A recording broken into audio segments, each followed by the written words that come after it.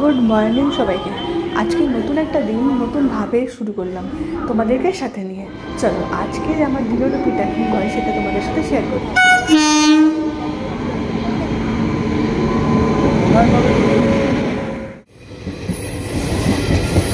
আজকে ট্রেনটা অনেক ফাঁকা, অনেক ফাঁকা। তাও বর্ধমানে এসে বসার জায়গাটা পেয়েছিলাম। প্রচণ্ড গরম, ঘড়ির কাঁটা এখন অনেকটা দূর। এখন সকাল 11:30 বাজে। সেই ভোরবেলা বাড়ি থেকে বেরিয়েছি। এখনও ট্রেনটা এমন ঘুরিয়ে দিল, এখনও আমি পৌঁছাতেই পারলাম না আমার গন্তব্যস্থানে।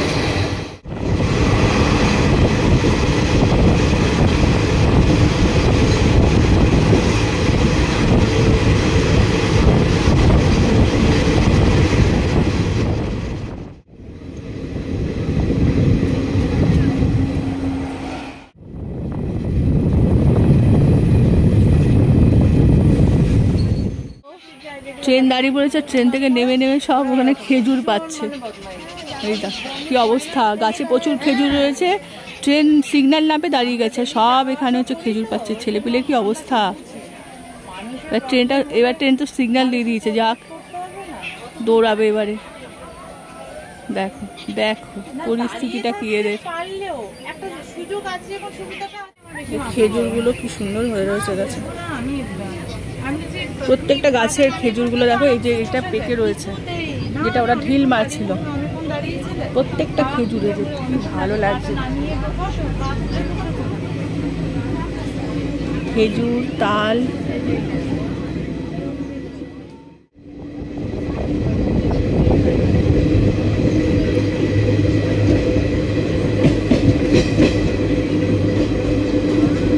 প্রত্যেকটা গাছ ভর্তি ভর্তি হচ্ছে খেজুর রয়েছে আর তালের শ্বাস রয়েছে। তাল গাছে দেখো, এটা দাও কেটেছে একটা কাঁদি,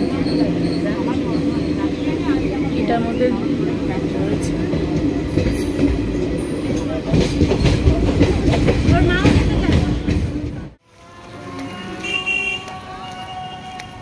প্রচণ্ড গরম, লাল মাটির দেশ, আরও বেশি গরম। আমার বুটিকের মধ্যে কি কি থাকে সেটা কোনো এক সময় দেখাবো। তার মধ্যে ডোকরার কাজগুলো একবার দেখে না, এগুলো আমার বুটিকের আইটেম।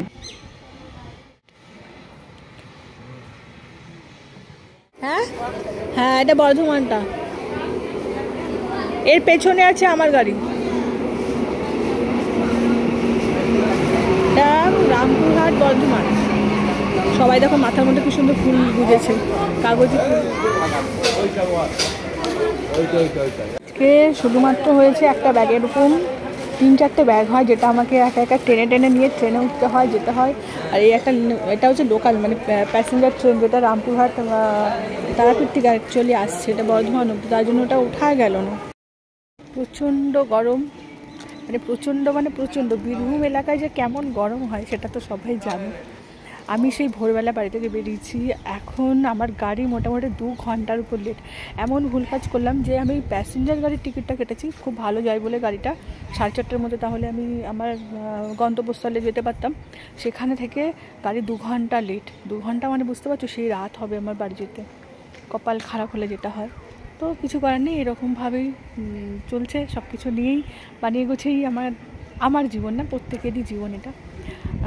তো এই ছোটো ছোটো ব্লগগুলো না কেন বলেন তো করছি। অনেকেই বলে বুটিক করেছে তো কোনো ব্যাপার না, কাঁচা পয়সা, প্রচুর পয়সা। কিন্তু এই যে খাটনিটা, এই যে কষ্টটা, সারাদিন কিছু না খাওয়া, এরকম একটা প্ল্যাটফর্ম যেখানে কোনো কিছু পাওয়া যায় না, সমস্ত কিছু নিয়ে যে কষ্টটা, সেটা কিন্তু ভাই কেউ বুঝবে না। যাই হোক, দেখি ট্রেন আমার কখন আসে।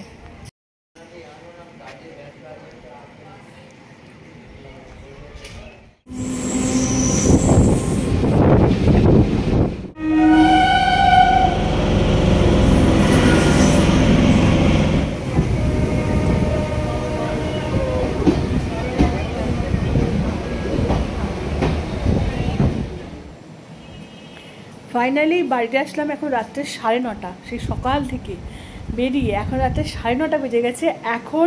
এখনও দেখো চেঞ্জ করিনি। আমার যে বুটিকের সমস্ত জিনিসগুলো এসেছে সেগুলো একটু বার করলাম। এবারে একটু একেবারে লাইভ করব, কারণ লাইভটা আমি রোজকার একটু করি, ফেসবুক লাইভ করি, চেষ্টা করি করার। মাঝে কিছুদিন করতে পারিনি শ্বশুরমশাইয়ের অসুস্থতার জন্য। তো আমার একলা জীবন কিভাবে কাটাচ্ছি, কিভাবে বুটিক খুললাম, আর কেনই বা খুললাম, বা কীভাবে কী করছি প্রত্যেকটা মুহূর্তে তোমাদের সাথে আমি শেয়ার করবো। হ্যাঁ, রান্না বান্না খাওয়া দাওয়া এই সমস্ত নয়, আমি ঘুরতে যাওয়া, আমার কাজ, এই প্রত্যেকটা জিনিস তোমাদের সাথে আমি তোমাদের সামনে তুলে ধরবো। আর সবথেকে বড় কথা কি জানো তো, আমার প্রথম ভালোবাসা হচ্ছে আমি ব্লগিং করা বা ভিডিও বলতে পারো, মানে আমি ব্লগে না দিলেও হচ্ছে ভিডিওটা করা না আমার একটা নেশা, এটা বরাবরই ছিল। আর এই যে এইগুলো দেখতে পাচ্ছ, এই সমস্ত কিছু হচ্ছে আসলে আমার অনলাইন বিজনেস, অনলাইন বুটিক এক্সিবিশনগুলো করি। তো তার জন্য আমি আমার বুটিকের রুমে চলে এসেছি। এখান থেকে সামান্য 2টো লাইভ করা রয়েছে, লাইভটা করব, করে নিয়ে তারপরে একেবারে ফ্রেশ হয়ে এখন সংসারের কাজও রয়েছে। সকাল থেকে সংসার সামলে, নিজের কাজ সামলে, নিজের ব্যবসা সামলে তারপরেই আমার দিন চলে। তো একলা জীবন কিভাবে কাটাচ্ছি, আর সম্মানের সাথে, অবশ্যই সেইটা জীবন, একটাই জীবন, আর সেটাকে সম্মানের সাথে নিয়ে চলতে হয়, এটুকু আমি জানি। চেষ্টা করি সম্মানের সাথে, সম্মানের মতন, সম্মান রাখার মতন কাজ করার।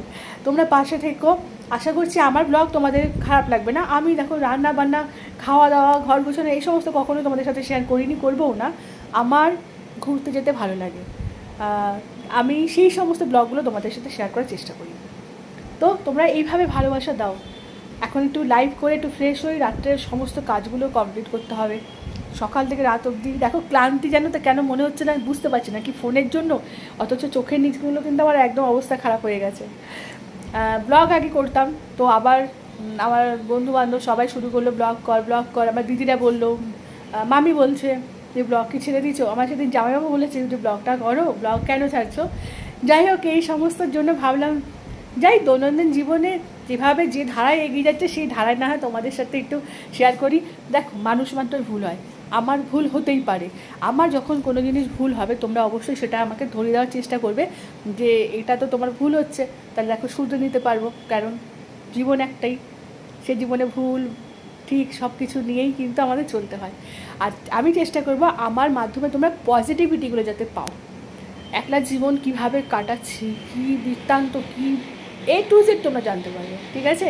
তো চলো একটু লাইভ করি না, আর বকবক করলাম না। আজকের এই ছোট্ট একটা লাইভ তোমাদের জন্য ছিল যে দেখো সকালে বেরোলাম আর সেই আস্তে আস্তে দেখো রাত হয়ে গেল।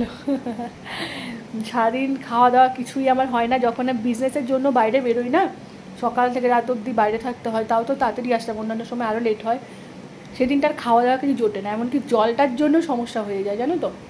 যাই হোক, আমার ব্লগ যদি তোমাদের বোরিং না করে, যদি ভালো লাগে অবশ্যই কিন্তু একটু পাশে থেকো, ভালোবাসা দিও, সাথে থেকো। চেষ্টা করবো কাজের ফাঁকে ফাঁকে তোমাদের সাথে একটু গল্প করার, ঠিক আছে। Tata, good night.